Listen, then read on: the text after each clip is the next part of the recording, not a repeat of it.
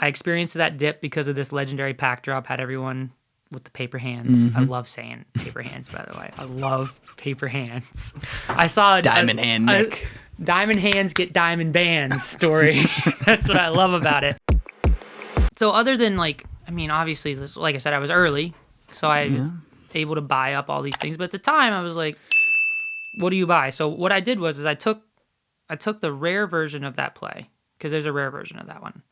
And I looked at the price of that and I said, okay, so these rare moments, the people that are playing around in this tier probably know what they're doing.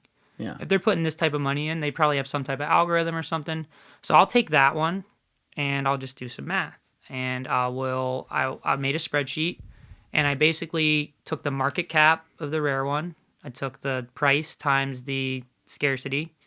I took the market cap of the common and then I divided them. And then I used LeBron as kind of like my base point, basically, like, because I thought LeBron was the most efficiently priced. You divided them by the total supply. I divided them by each other. I took the market cap of the MGLE divided by the market cap of the common, and I basically compared that to LeBron, which I thought was the most efficiently priced because there's the most action on LeBron, because you get on the site, you're looking at LeBron's price. Sure.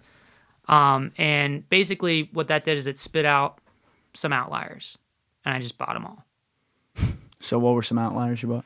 I ended up with all like Steph Curry, Joel Embiid was a big outlier, Jokic was a big outlier, Kevin Durant was a big outlier, James Harden was a big outlier. And you're talking like all mid-January right now, end of January, beginning of February? This is early February. Okay. Yeah, so, I mean, turns out like I think I'm like this super sharp guy, but again, anything Series 1 skyrocketed. So, how much money did you put into this?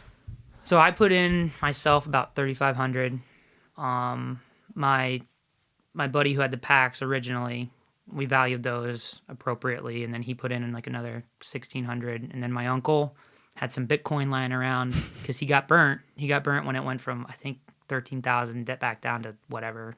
Not anymore though. Not anymore, but he just had like a few $100 sitting around in his Coinbase wallet. He's older, not as bought into crypto. He's like, oh, I got now $3,500 worth of Bitcoin just lying in my Coinbase wallet that I forgot about. He's like, here, use it. So all said, we're a little over 8K, maybe 9K.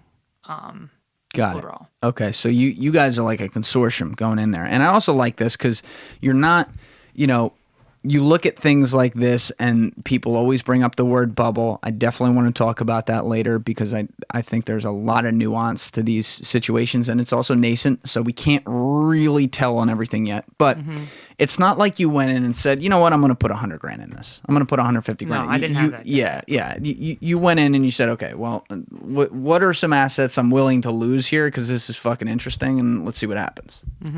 So I put 8K in with my friend and my uncle, right? And my thought was like, I think there's a pretty big edge to be had here. I think that we're gonna make some money, at the very least. But I also think I want to learn how this works. And it kind of like incorporated a lot of different things I'd been reading about. It incorporated a lot of different things that I was interested in. So I was like, what the hell? I'm just sitting around and I just looked at it as a learning opportunity, and I mean, there was the underlying thing. I was like, I think I can make a lot of money off of this.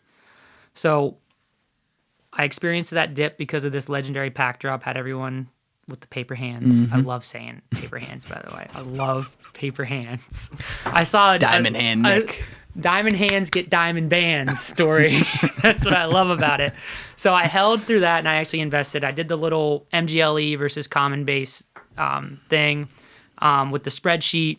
And I actually, funny story about that. So when I was doing all that math and stuff, I had to manually look up all the prices. If you try to do that now, the market moves so fast that would probably not be very your very tables viable. Your tables just aged in 5 minutes. Yeah. So I actually am still trying to learn Python, like web scraping. I want to make that spreadsheet I made just to see if I could do it. I don't even know if it's valuable anymore, but I'm close to getting it so that the lowest ask price would update live, but they're tricky. Scraping NBA Top Shot is not an easy task.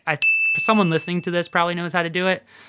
Hit me up. Well, that's what they're building. It's in the same family of bot activity. They're trying to build against that. They want to build an efficient marketplace where people create a value on something.